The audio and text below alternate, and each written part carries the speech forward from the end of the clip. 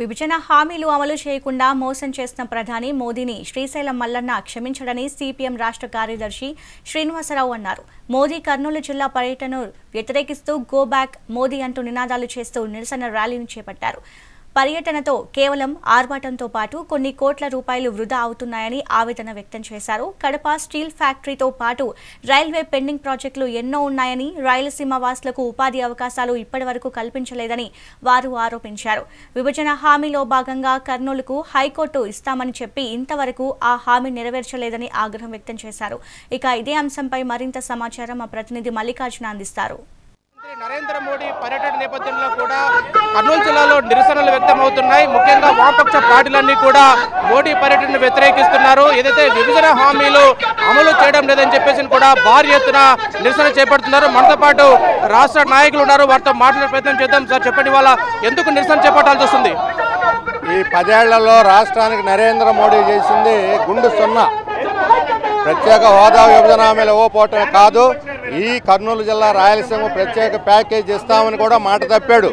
మాట తప్పిన మోడీని శ్రీశైలం మల్లన్న కూడా క్షమించడు. రాష్ట్ర ప్రజలే కాదు, శ్రీశైలం మల్లన్న కూడా క్షమించడు. ఇలాంటి వాడు ఈరోజు 16 ప్రాజెక్టులు శంకుస్థాపనలు చేస్తున్నారు. ఇట్లాంటి శంకుస్థాపనలు చాలా అయ్యాయి. ప్రారంభోత్సవాలు ఎన్ని చేస్తున్నారు, ఎంతమందికి ఉపాధి చూపిస్తున్నారు? జయరాజ్ స్టీల్స్ ఒక్కటే ఈరోజు ప్రారంభోత్సవం దాదాపు 3000 మందికి ఉద్యోగాలు ఇస్తా ఉన్నాం. 300-400 మందికే ఇచ్చారు.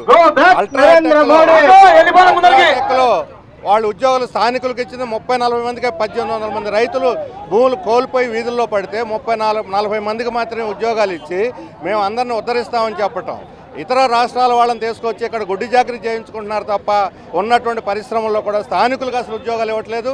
ఈ కర్నూలు జిల్లా వాళ్ళే ఇతర ప్రాంతాలకు వెళ్ళిపోతూ ఉన్నారు వలసలు. ఈ రకంగా నాశనం చేస్తూ జిల్లాని, మొత్తం రాయలసీమ ప్రాంతాన్ని ఇప్పుడు 4 సార్లు రాష్ట్రానికి వచ్చాడు. ఈ 1.5 సంవత్సర కాలంలో మోడీ మెహర్బానీ కోసం చంద్రబాబు నాయుడు గారు ఆయన్ని రాష్ట్రానికి పదే రప్పిస్తున్నారు. వచ్చినప్పుడల్లా 300-400 కోట్లు ఖర్చు. ఈ 4 సార్లకి ఏడాదిలో 4 మూళ్ళు 1200 నుంచి 1500 కోట్లు ఖర్చు పెట్టుంటారు. అదే ఒక ప్రాజెక్టు మీద ఖర్చు పెట్టుంటే ఇక్కడ రాయలసీమలో ఉన్నటువంటి ప్రాజెక్టులు వేదావతి కానీ, లేకపోతే మన హంద్రీనేవా కాలువల నిర్మాణం అన్నీ కూడా అయిపోయి ఉండే ఈ ఏడాది కాలంలో.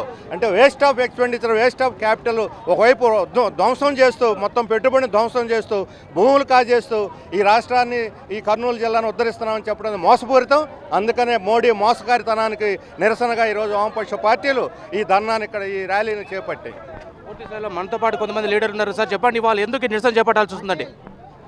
ఈరోజు ప్రధానంగా కర్నూలు జిల్లా సాగునీటి ప్రాజెక్టు నిర్మాణానికి చంద్రబాబు నాయుడు కానీ నరేంద్ర మోడీ ఒక్క నిధి కేటాయించలేదు.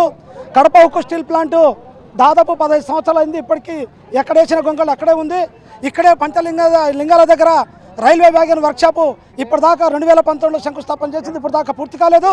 ఈ రకంగా గత 12 సంవత్సరాల నుంచి కర్నూలు జిల్లా అభివృద్ధి గురించి కానీ, కర్నూలు జిల్లాలో వలస నివారణ కోసం కానీ, కర్నూలు జిల్లాలో ఎవరైతే యువకులు ఉన్నారో వాళ్ళను ఉపాధి కల్పించడం కోసం కూడా 2 ప్రభుత్వాలు, ఏదైతే డబల్ ఇంజన్ సర్కార్ ఉందో ఈ డబల్ ఇంజన్ సర్కార్ ఫెయిల్ అయింది. అందుకోసమే నరేంద్ర మోడీకి నైతిక హక్కు కర్నూలు జిల్లాకు రావడానికి వీల్లేదు. అందుకోసమే నరేంద్ర మోడీ నైతిక హక్కు లేదు కాబట్టి నువ్వు వెళ్ళిపోవాలని చెప్పేసి వామపక్షాలుగా డిమాండ్ చేస్తున్నాయి. మనతో పాటు విద్యార్థి సంఘ నేతలు ఉన్నారు. సార్ చెప్పండి, ఎలా ఉంది ఈరోజు మోడీ గో బ్యాక్ అంటున్నారు, ఎందుకండి? ఆంధ్రప్రదేశ్ రాష్ట్రానికి తీరని అన్యాయం చేసిన నరేంద్ర మోడీకి కర్నూలులో పర్యటించే నైతిక హక్కు లేదు. అందుకే నరేంద్ర మోడీ ఇక్కడ పర్యటించాల్సిన అవసరం లేదు. ఈ 11 సంవత్సరాల్లోన ఆంధ్రప్రదేశ్ రాష్ట్రానికి, రాయలసీమకి, కర్నూలు జిల్లాకి తీరని ద్రోహం చేశాడు. ఏ ఒక్క హామీ నెరవేర్చలేదు. ప్రత్యేక హోదా ఇవ్వలేదు, వెనుకబడిన రాయలసీమ ప్రత్యేక ప్యాకేజ్ ఇవ్వలేదు, విశాఖ ఉక్కు పరిశ్రమకు సంబంధించి ప్రైవేటీకరణ ఆపలేదు, కేంద్రీయ విశ్వవిద్యాలయాలని నెలకొల్పలేదు. ఏ ఒక్కటి అమలు చేయకోకుండా రాష్ట్రానికి, ప్రాంతానికి తీరని అన్యాయం చేశాడు.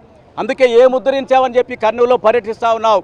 నీకు నైతిక హక్కే లేదు, ఇక్కడ పర్యటించాల్సిన అవసరం లేదని చెప్పి మోడీ ఆధ్వర్యంలో అన్ని జరిగిపోతున్నాయి, వామపక్షాలు కావాలని రాద్ధాంతం చేస్తున్నారంటున్నారు మంత్రులు. ఏమంతా ఉత్తుత్త అసత్య ప్రచారాలు చేసుకుంటున్నారు తప్ప ఏమాత్రం దాంట్లో వాస్తవం లేదు. ఈరోజు మరి జిఎస్టీ పేరుతో కూడా విజయోత్సవాలు అంటా ఉన్నారు. సామాన్యులకే, మధ్యతరగతి ప్రజానీకానికి ఒరిగింది ఏమీ లేదు. జిఎస్టీ అంతా కూడా ఇంతవరకు దోచుకున్నారు. ఈ 11 సంవత్సరాలు దోచుకొని మళ్ళీ ఇప్పుడు తగ్గించామని చెప్పి మోసం చేస్తా ఉన్నారు. పూర్తి స్థాయిలో విభజన హామీలు ఏవైతే ఉన్నాయో వాటిని నెరవేర్చలేదు. ఈ నేపథ్యంలోనే మోడీ గో బ్యాక్ అంటూ కూడా వామపక్ష పార్టీలు విద్యార్థి సంఘ నేతలందరూ కూడా భారీ ఎత్తున ర్యాలీ చేపడుతున్న పరిస్థితి ఉంది.